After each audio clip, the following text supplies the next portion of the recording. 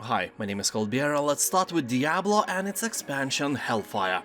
Diablo 4 is around the corner, so what a nice occasion to remember how all of this started. First Diablo is a wonderful game, and I will say honestly, it aged really well. If you have never played the game, keep in mind that there is an HD mod somewhere on the internet available, and the game looks really modern if you use it. I think it's almost mandatory for everyone who likes games like Path of Exile, who played Diablo 2 and who enjoys Grim Dawn occasionally, to beat Diablo and then some other monstrosity in its expansion at least once. It's like for every movie lover, it is mandatory to watch American Beauty, Aliens, Schindler's List or Pulp Fiction. You know, only by playing the first Diablo you will realize that somehow, someday all this beautiful, dark and gloomy genre went south and became a fairy, airy unicorn, rainbow-colored splash of joy for kids. First Diablo is a serious game, and the cool thing is that it doesn't feel like a downgrade version of newer Diablo games, and as I've said, it aged very well. Not like you and me, my friend. Sadly, we don't have HD mod for our faces and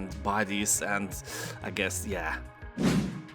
Alien Isolation, the collection. Here you are all alone in a giant space station and a xenomorph is hunting you. You have no guns capable of killing the monster, you are the prey. Sometimes it can take an hour without an encounter, sometimes you can feel it creeping up on you in the vents, sometimes you can hear it. I also heard stories that some people never met the xenomorph at all, except for the cutscenes, if you know what I mean. The key is to never sprint and use stealth a lot. Never tested that, maybe it's a myth. And in the complete version you will get way more than just the main campaign. For example, you will be able to play additional scenario as Ellen Ripley and escape Nostromo. You know, controlling the main protagonist of the original Alien movie is something many of the fans have dreamed about. Druidstone, the secret of the Menhir forest. It is made by the same people who created Legend of Grimrock, so guys know how to make a good game. And this game is actually good. It has 4 out of 5 rating on GOG, and if you look at Steam you will see a very positive review score as well. Druidstone is set in a unique fantasy world and is filled with standing stones, snow-capped mountains, deadly creatures and puzzle-ridden ruins. You will control 3 characters, Eva, Oiko, and a man with a bit unusual name for my ears, Leonhard. Wait, what is your name again? Leonard? No, it's Leon Hard. Yep, a name straight from the adult websites. Last time when I made this joke, real-life Leonhards and their moms tried to prove to me that this is a completely normal name in the comment section, and nobody believed them. They had a really hard time proving it. Heroes of Might and Magic 3 Complete Edition. This is the best version of Heroes 3 you can get. It is not the same as on Steam. This version has more material included and is also compatible with HD mod. But the most important thing, you can upgrade it with the Horn of the Abyss expansion for free. And you can't do that with the Steam version of the game. Horn of the Abyss provides new town, new units, heroes and spells. I have a video in my channel explaining how to do all the upgrading step by step. There is a card in the upper corner right now. Click on it and watch later. And this price is a complete joke, and oh, you can play multiplayer with the upgrades as well. The Elder Scrolls 3 Morrowind Game of the Year Edition. There is no better way to introduce yourself to a world of the Elder Scrolls. Morrowind is an old game, but it's real open world with a really huge handcrafted map full of creepy monsters and abandoned ruins. If you compare it to Oblivion or Skyrim, the difference is huge. Skyrim is quite generic Nordic story with dragons, and Morrowind is a creepy legend set in an original landscape with never before seen monsters and inhabitants, and the main boss is an evil god. Although you can feel the oldness, dialogues are not voiced and the graphics can be painful to the eye. But don't worry, there are plenty of graphic mods you can install and the game will be like new again. And if you never tried all the Elder Scrolls games, I mean older than Morrowind, then you will be happy to know that the Elder Scrolls Arena and the Elder Scrolls 2 Daggerfall are free to take on GOG. The Council.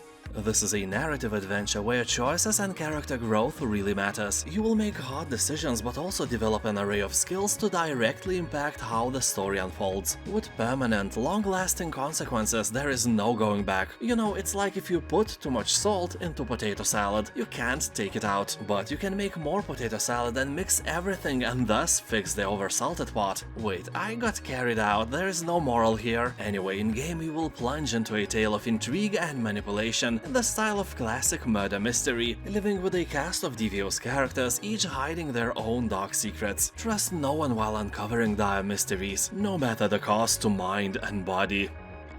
Kingdom Come Deliverance Royal Edition. This version includes the base game and all the DLC, so if you never play the game, it's the best version you can get. And the Kingdom Come itself is basically a realistic Skyrim set in medieval Europe. It has a great story, interesting missions, and a really beautiful world set in an ancient part of nowadays Czech Republic. So grab your wooden sword and show everyone how to fight. Well, I'll be honest, the game is terribly hard at the beginning. A simple, drunken, homeless dude will destroy your dignity at ease. The learning curve is not friendly at all, and in general, the harsh reality of level 1 villager that decided to become a warrior is not very pleasant. Imagine yourself being level 1 at anything. That is not nice. Imagine if you suddenly had the eating skills of a toddler or had to ride a bike for the first time. So that is how you will feel in this game. Well, at the beginning at least. Later you will own the place and everyone will bow before your feet.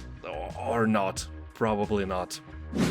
The Surge 1 and 2 Dual Pack. A catastrophic event has knocked you out during the first day on the job. You wake up equipped with a heavy-grade exoskeleton in a destroyed section of the complex. Robots have gone haywire, insane augmented coworkers and rogue AI, everything and everyone wants you dead. But you are not some lame puny peasant, you have your mechanical sword and can beat enemies with it. And also take their parts and make yourself better in the process. The more you kill, the more powerful you get and thus can attack stronger enemies. Believe me, it sounds easier than it really is. In this pack you will find both parts of the game and both are great, but keep in mind that the Surge franchise is kinda hard game and if you are new to all the Souls-like mechanics of the genre, it may not be the best choice for you.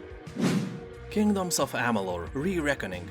The game was released in the year of 2012, but 10 years later it was remastered and sold, you know the drill, as a new game with a price of a new game. Everyone was raging, but now it's not a problem anymore. The game itself is designed by the Elder Scrolls Oblivion lead designer Ken Rolston and set in a world with a lore of 10,000 years of fiction created by New York Times bestselling author R.A. Salvatore, or whatever his name is pronounced. I don't know him, but he's obviously very good. So this is a huge open world game and this price is decent for a remaster, although be warned that some players sometimes encounter game-breaking bugs. Some of those bugs have been known for almost 2 years now and nobody cares. I literally read that in a comment that was written a few weeks ago. It's not old news or something. Anyway, the game itself is great, so you may want to risk it. Shadowrun Hong Kong Extended Edition.